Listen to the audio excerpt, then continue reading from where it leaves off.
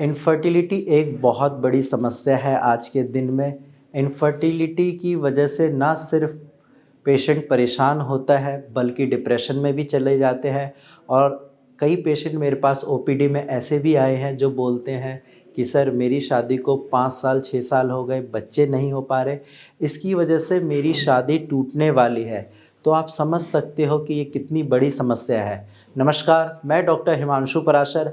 आज इस वीडियो में आपको बताऊंगा स्पर्म की मोटिलिटी क्यों ज़रूरी है। क्या अगर आपके स्पर्म की मोटिलिटी कम है तो इनफर्टिलिटी की प्रॉब्लम हो सकती है। तो देखिए, सबसे पहले जब आप स्पर्म की रिपोर्ट देखते हैं यानी कि अपनी सीमेन एनालिसिस की रिपोर्ट देखते हैं तो उसमें 3-4 चीज़ें होती हैं जो कि इम्पॉर्टेंट है। सबसे पहले आपका टोटल स्पर्म काउंट होता है जो कि 16 मिलियन पर ml से ज़्यादा होना चाहिए एज़ पर WHO।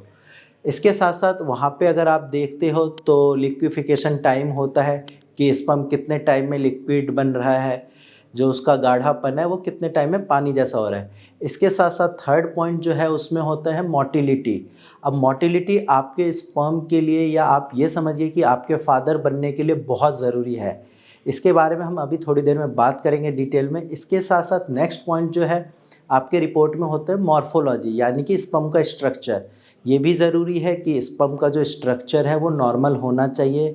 और जो नेक्स्ट पॉइंट है उसमें वो होता है पस सेल्स, यानी कि पस सेल्स भी अगर लिमिट रेंज में है 1 से 2 है तो रिपोर्ट बिल्कुल नॉर्मल है।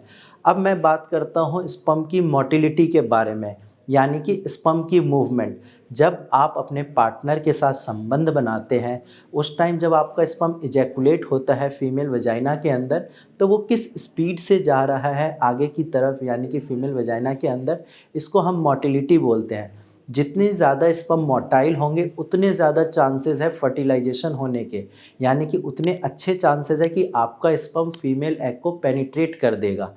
तो स्पर्म की मोटिलिटी से आप बस इतना समझिए कि स्पर्म की मूवमेंट होती है, यानी कि कितने स्पर्म आगे जाने के लायक है। नॉर्मल स्पर्म की मोटिलिटी होनी चाहिए एज पर WHO 60 to 70%।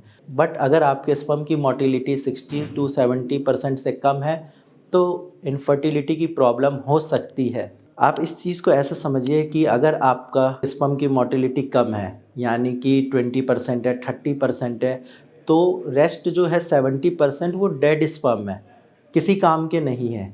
वो स्पर्म आगे बढ़ ही नहीं रहे, भले ही आपका स्पर्म काउंट नॉर्मल क्यों ना हो।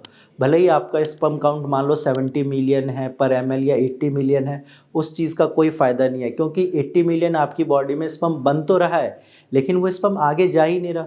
जब आप इजैकुलेट कर रहे हो वो स्पर्म वहीं है, क्योंकि मैक्सिमम स्पर्म डेड है आपके। तो इसीलिए स्पर्म की मोटिलिटी बहुत ज़्यादा ज़रूरी है to conceive a baby, to fertilise the female egg. अगर स्पर्म की मोटिलिटी कम हुई, आपका स्पर्म आगे जाएगा ही नहीं, डेड स्पर्म हो जाएंगे, तो उस चीज़ का कोई फ़ायदा नहीं है। तो अगर आपके पास सीमेन एनालिसिस की रिपोर्ट है और वहाँ पे आपके स्पर्म की मोटिलिटी कम है या फिर आपका स्पर्म काउंट कम है तो घबराने की कोई बात नहीं है।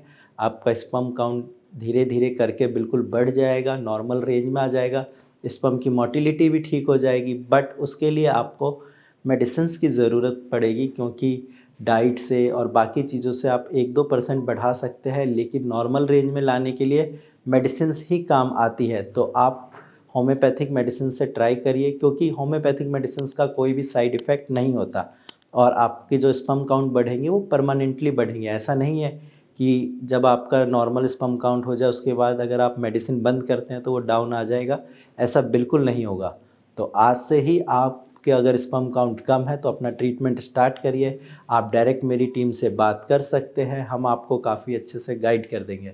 आज की वीडियो में इतना ही, धन्यवाद।